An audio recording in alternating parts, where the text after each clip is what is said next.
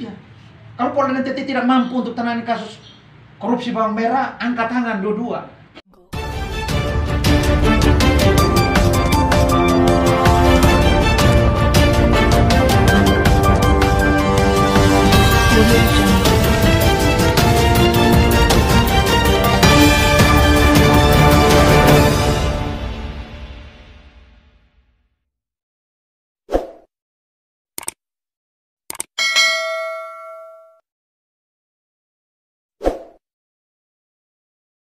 Aliansi Rakyat Anti Korupsi Indonesia Araksi meminta Polda Nusa Tenggara Timur NTT untuk buka petunjuk P19 JPU Kejati NTT. Pasalnya penanganan kasus korupsi bawang merah Kabupaten Malaka telah menetapkan dan menahan 9 orang tersangka oleh penyidik Polda NTT dengan kerugian negara 4,8 miliar, namun para tersangka harus bebas demi hukum atau telah melewati masa tahanan.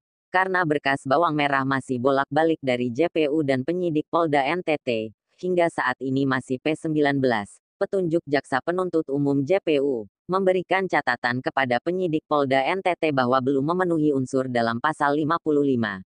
Alfred Baun, Ketua Araksi NTT menanyakan, pasal 55 yang dimaksud oleh Jaksa Penuntut Umum, JPU, kemudian ditegaskan oleh Pak Kajati ini tidak jelas. Pasal 55 ini pasal yang mana? Yang tahu hanya Polda NTT, tapi sampai saat ini Polda NTT bungkam, tidak mau menjelaskan permasalahan ini di mana. Oleh karena itu ia meminta kepada Polda NTT, untuk buka petunjuk JPU soal pasal 55, kepada publik, jangan merahasiakan, karena kasus ini sudah terang benderang ada unsur korupsinya.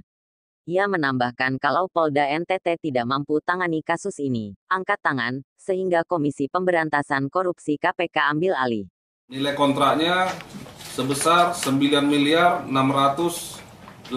juta rupiah dan telah dihitung oleh BPKP kerugian negara sebesar 4.915.925 rupiah. Ditindaklanjuti dengan penyitaan barang bukti oleh penyidik. Penyitaan yang pertama 2 box berisikan dokumen, itu dokumen 2 box. Yang kedua 1 unit mobil HRV, ini warna hitam dengan nomor polisi Weles W1175 Fokrot K VK senilai 400 juta rupiah. Kemudian penyidik juga melakukan penyitaan terhadap uang tunai sebesar 665.696.000. Ada P19, berkas dikembalikan dengan catatan jaksa menyampaikan bahwa ada belum memenuhi unsur-unsur dalam pasal 55. Nah, pasal 55 yang dimaksud oleh Jaksa Penuntut Umum dan kami ditegaskan oleh Pak Kajati, ini tidak jelas pasal 55 ini pasal yang mana. Nah, yang tahunya hanya Polda NTT, tapi Polda NTT sampai sekarang ini juga bungkam. Tidak mau jelaskan ini permasalahan ada di mana. Polda NTT punya tanggung jawab terhadap kasus ini. Polda NTT merasa bertanggung jawab terhadap publik dan juga kepada Araksi yang membawa kasus ini sampai di tangan mereka. Dan mereka tidak boleh bungkam, mereka tidak boleh sembunyi di balik petunjuk ini. Kalau Polda NTT tidak mampu untuk tangani kasus korupsi bawang merah, angkat tangan dua-dua. Kan dulu kita sudah tawarkan kok, KPK mau ambil ini kasus kok. Kenapa Polda NTT sok berani tapi tidak berani juga untuk harus melengkapi petunjuk Jaksa Penuntut Umum?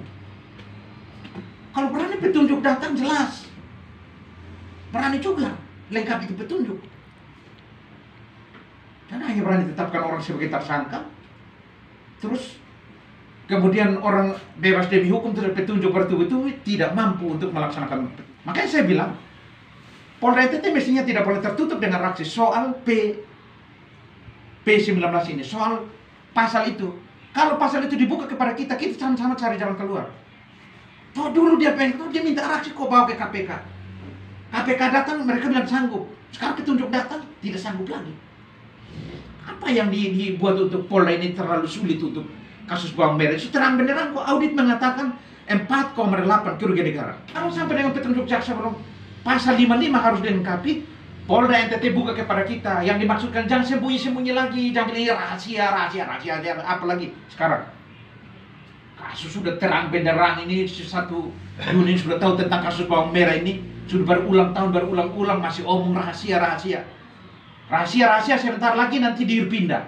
Sebentar lagi penyidik pindah. Terus nanti kasus dir baru datang saya masih pelajari. Dan itu saja yang terjadi di sekitar Polda. Kerjanya begitu. Minta kepada Kapolri yang baru untuk menaruh perhatian khusus kepada Kapolda Nusa Tenggara Timur terhadap penanganan kasus korupsi di sini.